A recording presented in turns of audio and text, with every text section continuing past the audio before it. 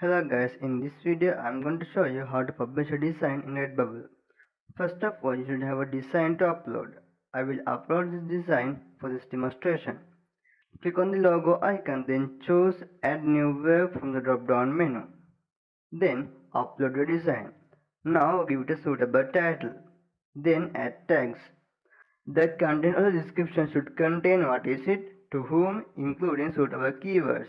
Scroll down the page to preview products. You can disable the enable products easily. Click on edit to change preview products color, size of the design on product, centering the design and how much you will like to get paid from that product.